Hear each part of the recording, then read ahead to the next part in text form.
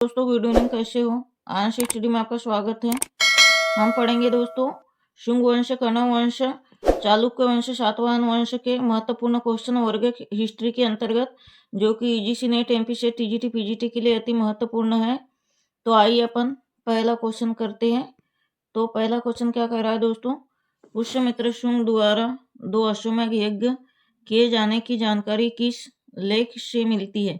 किस लेख से मिलती है? आइए देखते हैं ऑप्शन। ऑप्शन नंबर ए है सारनाथ लेख, ऑप्शन नंबर बी है बेशनगर लेख, ऑप्शन नंबर सी है अयोध्या लेख और ऑप्शन नंबर डी है हाथी गुफा अभिलेख। तो इसका आंसर होगा दोस्तों ऑप्शन नंबर सी, अयोध्या लेख। ठीक है। अब पुष्यमित्र शुंग द्वारा 2 अश्वमेध यज्ञ किए जानकारी मिलती थी, कहाँ से मिलती थी? यज्ञ, अश्वमेध यज्ञ की जानकारी कहाँ से मिलती थी? अयोध्या से।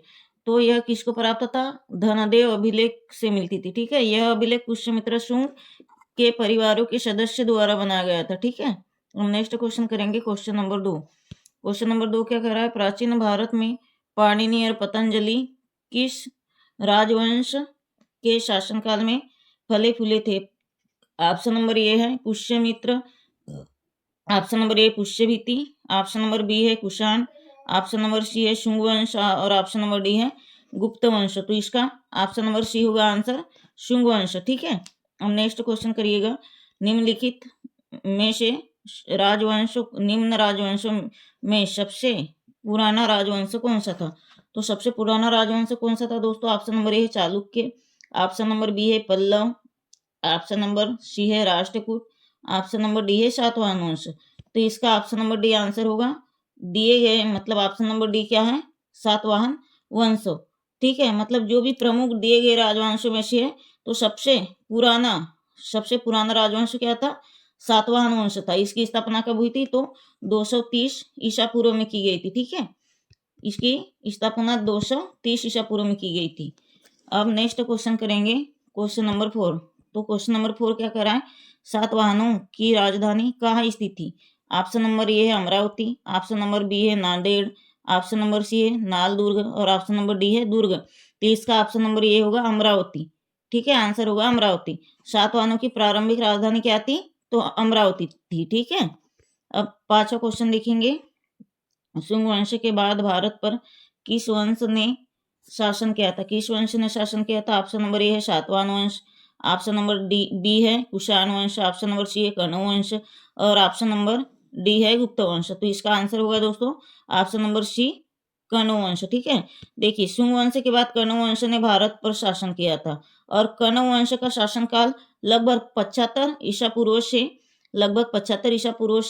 28 ईसा पूर्व तक था। यह मगध का शासक था। ठीक है। शुंग वंश की तरह कण्व वंश भी एक क्या था? ब्राह्मण वंश का था। ठीक है। अब क्वेश्चन नंबर 6 करेंगे। क्वेश्चन नंबर 6 कह रहा है कालपी नगर किस नदी के तट पर है? किस नदी के तट पर है? ऑप्शन नंबर ए है गंगा, ऑप्शन नंबर बी है यमुना, ऑप्शन नंबर सी है नर्मदा और ऑप्शन नंबर डी है कृष्णा। तो इसका ऑप्शन नंबर बी हो जाएगा। ठीक है। आंसर क्या होगा? ऑप्शन नंबर बी होगा। अब नेक्स्ट क्वेश्चन करेंगे, क्वेश्चन नंबर 7। मौर्य के बाद दक्षिण भारत में सबसे प्रभावशाली राज्य कौन सा था? कौन सा था?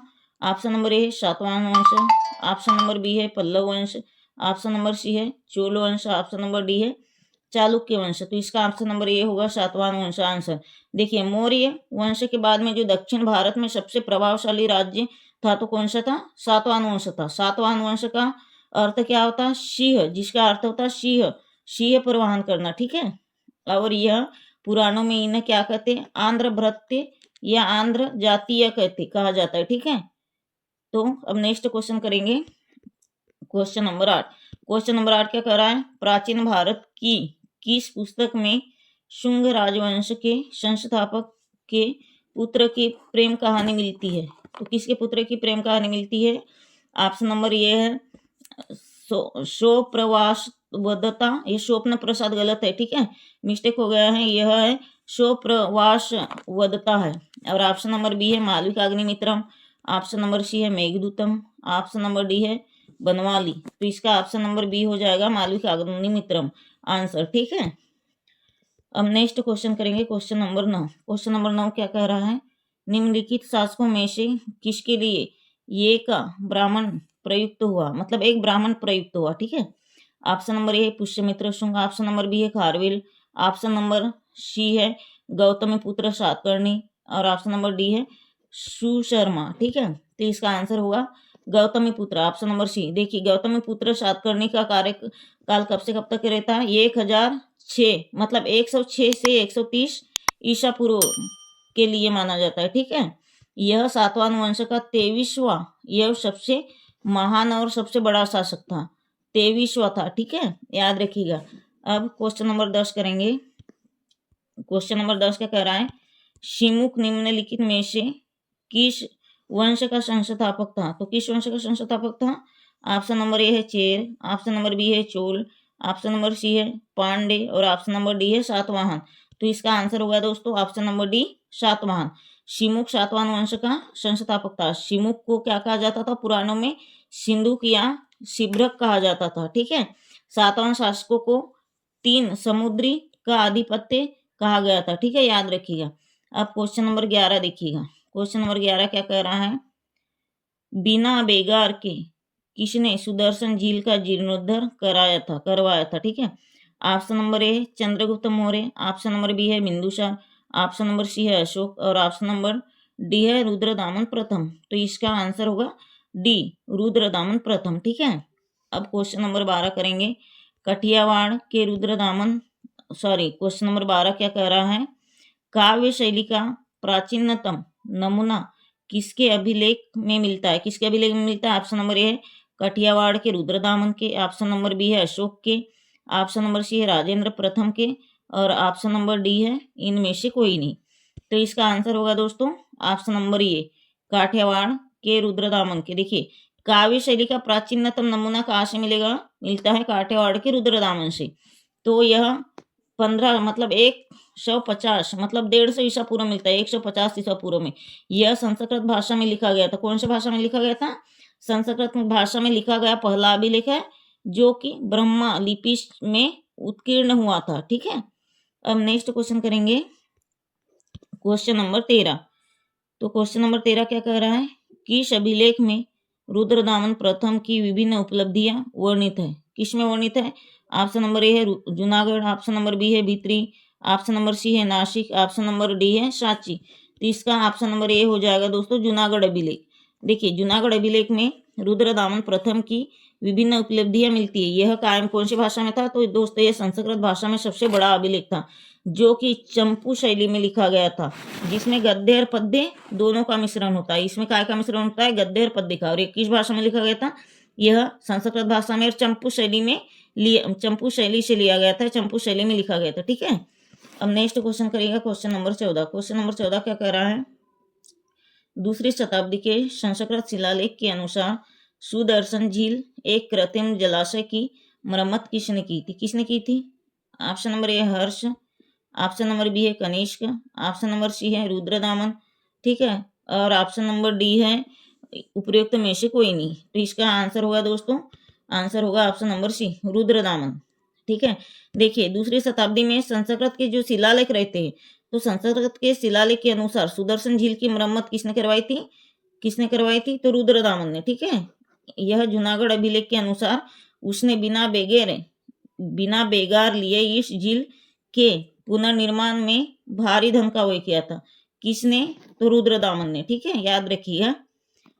अब नेक्स्ट क्वेश्चन करेंगे क्वेश्चन नंबर 15। किस शासक ने सिंहल द्वीप के विरुद्ध 642 ईसा पूर्व में 2 समुद्री अभियान भेजे थे? ऑप्शन नंबर ए है राजाराम, ऑप्शन नंबर बी है Narasimha Varman, option number C है कीर्ति वर्मन प्रथम और ऑप्शन नंबर डी है जयसिंह प्रथम। तो इसका ऑप्शन नंबर बी होगा आंसर जयसिंह वर्मन। तो इसका टाइमिंग पीरियड कब से कब तक रहता है? 630 से 668। ठीक है, इसका 630 से 668 ईसा पूर्व सिंहल द्वीप के विरुद्ध। ठीक है, अब नेक्स्ट क्वेश्चन करेंगे क्वेश्चन नंबर 16। ठीक है, क्वेश्चन नंबर 16 क्या कर रहा है? क्वेश्चन नंबर 16 देखिए, किस ऋषि के बारे में यह कहा जाता है कि क्या कहा जाता है कि उन्होंने दक्षिण भारत का आर्यकरण किया? किसने किया? Option number A Vishwamitra, option number B है अगस्त्य और ऑप्शन नंबर सी है वशिष्ठ, ऑप्शन नंबर डी है सांभर। तो इसका आंसर होगा ऑप्शन नंबर बी, अगस्त्य।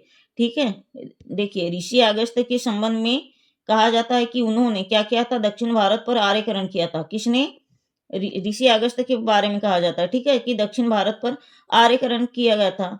यह कहा जाता है किसने, कि उन्होंने दक्षिण की यात्रा और वही बस गए थे, दक्षिण की यात्रा की थी और वहीं पे बस गए थे। ठीक है, अब क्वेश्चन नंबर 17 देखेंगे। पाल वंश का संस्थापक कौन था? कौन था? धर्मपाल। ऑप्शन नंबर बी है देवपाल, ऑप्शन नंबर सी है गोपाल और ऑप्शन नंबर डी है रामपाल। तो इसका आंसर आएगा सी, गोपाल। ठीक है, पाल वंश का संस्थापक कौन था? तो गोपाल था। उसने क्या किया था 8वीं शताब्दी में, 8वीं शताब्दी में बंगाल में फैली अराजकता के बीच सत्ता स्थापित की थी। ठीक है, कहा सत्ता स्थापित की थी? बंगाल के बीच में। यह बौद्ध धर्म का अनुयायी भी था। ठीक है, अब नेक्स्ट क्वेश्चन करेंगे, क्वेश्चन नंबर 18। क्वेश्चन नंबर 18 करेंगे। क्वेश्चन नंबर 18 क्या कह रहा है? बौद्ध शिक्षा का केंद्र है, क्या है? Option number A Vikramshila, option number B है वाराणसी, ऑप्शन नंबर सी है गिरनार और ऑप्शन नंबर डी है उज्जैन। तो इसका आंसर होगा ऑप्शन नंबर ए विक्रमशिला। ठीक है, अब नेक्स्ट क्वेश्चन करेंगे। विक्रमशिला विश्वविद्यालय किसके द्वारा स्थापित किया गया था? ऑप्शन नंबर ए है गोपाल, ऑप्शन नंबर बी है धर्मपाल, ऑप्शन नंबर सी है देवपाल, ऑप्शन नंबर डी है महिपाल। तो इसका आंसर होगा दोस्तों ऑप्शन नंबर बी, धर्मपाल। ठीक है, ऑप्शन नंबर बी धर्मपाल होगा। देखिए विक्रमशिला विश्वविद्यालय पाल शासक क्या था, धर्मपाल द्वारा स्थापित किया गया था। वह पाल वंश का क्या था, सबसे शक्तिशाली शासक था और उसका साम्राज्य कहाँ से कहाँ तक था दोस्तों? उत्तर से पश्चिम तक, मतलब कन्नौज तक फैला था। उत्तर से पश्चिम में कन्नौज तक फैला हुआ था। ठीक है, याद रखिएगा। अब देखेंगे क्वेश्चन नंबर 19। ठीक है, क्वेश्चन नंबर 20 क्या कह रहा है दोस्तों? निम्नलिखित स्थानों में से कौन सा स्थान पूर्व मध्यकाल में शिक्षा का केंद्र नहीं था? कौन सा शिक्षा का केंद्र नहीं था? Option number A Nalanda, option number B है विक्रमशिला, ऑप्शन नंबर सी है तक्षशिला और ऑप्शन नंबर डी है वदंतपुर। तो इसका ऑप्शन नंबर सी होगा तक्षशिला। देखिए तक्षशिला नामक स्थान पूर्व मध्यकाल में शिक्षा का केंद्र नहीं था, क्योंकि तक्षशिला प्राचीन काल में शिक्षा का प्रमुख केंद्र माना जाता था और यह वर्तमान में कहा चला गया? तो पाकिस्तान के रावलपिंडी में चला गया। ठीक है, पाकिस्तान के रावलपिंडी में स्थित है। यह नालंदा, विक्रमशिला और वदंतपुर विश्वविद्यालय की स्थापना, ठीक है, किसने की? तो पाल वंश के शासकों द्वारा की गई थी। किसके द्वारा की गई थी? तो पाल वंश के शासकों के द्वारा। ठीक है, अब नेक्स्ट क्वेश्चन करेंगे, क्वेश्चन नंबर 21। क्वेश्चन नंबर 21 क्या कह रहा है? महानतम महानतम प्रतिहार राजा कौन था? महानतम प्रति राजा कौन था?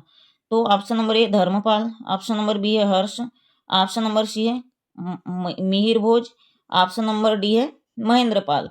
तो इसका ऑप्शन नंबर सी होगा आंसर, क्या होगा? महिर भोज।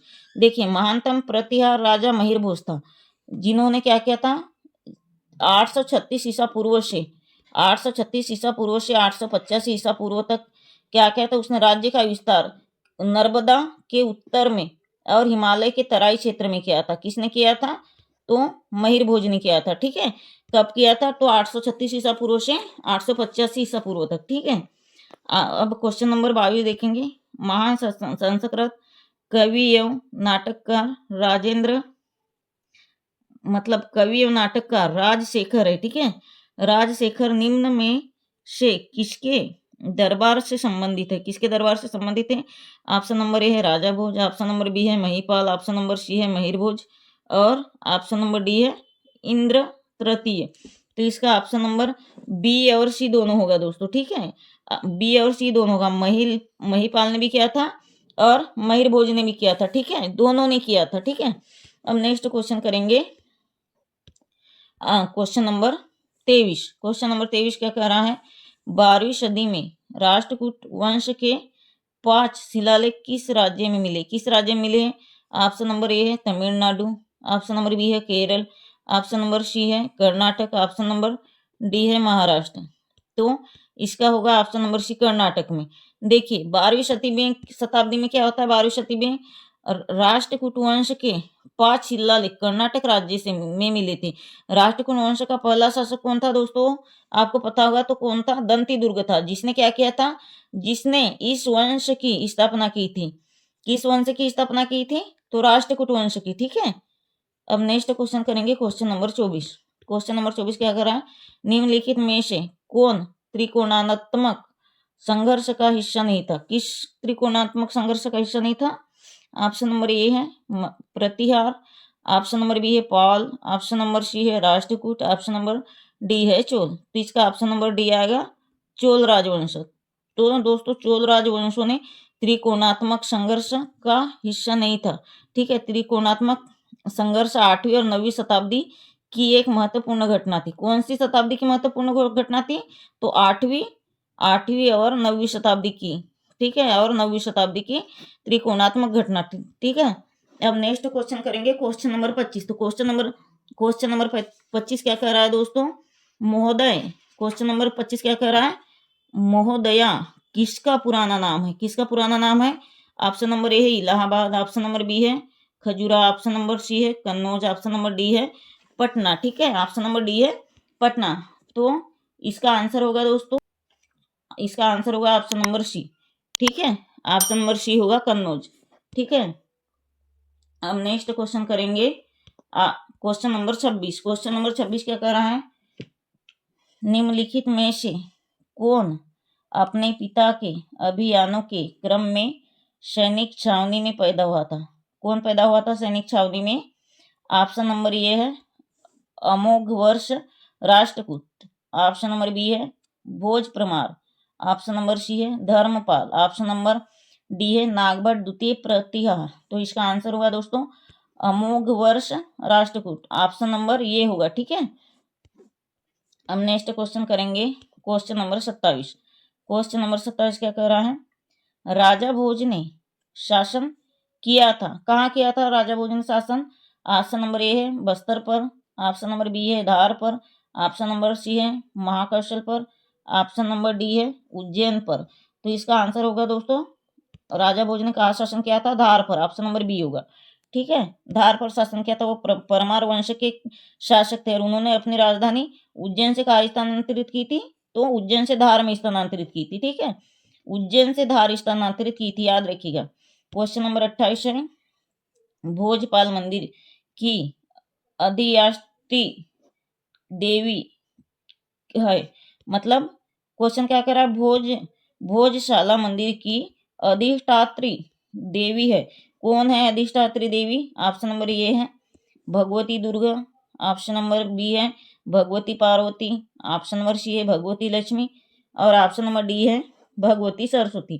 तो इसका ऑप्शन नंबर डी होगा दोस्तों आंसर भगवती सरस्वती। ठीक है, अब क्वेश्चन नंबर 29 देखेंगे, चित्तौड़ के त्रिभुवन नारायण मंदिर को किसने बनाया था? किसने बनाया था? ऑप्शन नंबर ए है राणा प्रताप ने, ऑप्शन नंबर बी है राजा बंग ने और ऑप्शन नंबर सी है परमार राजा भोज ने, ऑप्शन नंबर डी है पृथ्वीराज चौहान ने। तो इसका ऑप्शन होगा दोस्तों आंसर होगा ऑप्शन नंबर सी परमार राजा भोज ने। ठीक है, तो चित्तौड़ के तिरुभुवन में नारायण मंदिर को परमार राजा भोज ने बनवाया था। यह क्या था दोस्तों, यह शिवालय और भोज मंदिर के नाम से भी जाना जाता था, याद रखिएगा। यह शिवालय और भोज नाम के मंदिरों से भी जाना जाता था। ठीक है, अब नेक्स्ट क्वेश्चन और लास्ट क्वेश्चन देखेंगे क्वेश्चन नंबर 30। तो क्वेश्चन नंबर 30 क्या कह रहा है, एलोरा गुफाओं का निर्माण करवाया था, किसने करवाया था एलोरा गुफाओं का निर्माण? तो ऑप्शन नंबर ए है पल्लवों ने, ऑप्शन नंबर बी है चोलों ने, ऑप्शन नंबर सी है राष्ट्रकूटों ने और ऑप्शन नंबर डी है पालों ने। ठीक है, तो इसका ऑप्शन नंबर सी आंसर होगा राष्ट्रकूटों ने। एलोरा गुफाओं का निर्माण राष्ट्रकूटों ने करवाया था। ठीक है, वह गुफाएं महाराष्ट्र के कहा थी, कौन से जिले में थी? महाराष्ट्र के औरंगाबाद जिले में स्थित थी। ठीक है, और यह गुफाओं में कौन कौन से धर्म के लोग रहते थे दोस्तों, मंदिर थे? तो हिंदू, बौद्ध और जैन धर्मों के मंदिर थे। मतलब एलोरा गुफा कहाँ है? महाराष्ट्र में है, महाराष्ट्र के कहा औरंगाबाद जिले में है। और इस गुफा में कौन कौन से मंदिर का उल्लेख रहता है? हिंदू, बौद्ध और जैन। ठीक है, याद रखिएगा। अब आज के लिए दोस्तों इतना ही। मेरे चैनल को लाइक करिएगा, शेयर करिएगा, कमेंट से करिएगा और समझ में नहीं आता तो कमेंट से करिएगा, सब्सक्राइब करिएगा। बहुत महत्वपूर्ण क्लास लाते हैं हम। ठीक है, और ऐसी क्लास मिलती रहेगी आपको, हर दिन हम रोजाना लाएंगे, देखना ना भूलिएगा और क्लास को वीडियो को पूरा देखिए। ठीक है, तो आज के लिए दोस्तों इतना ही। धन्यवाद, जय हिंद।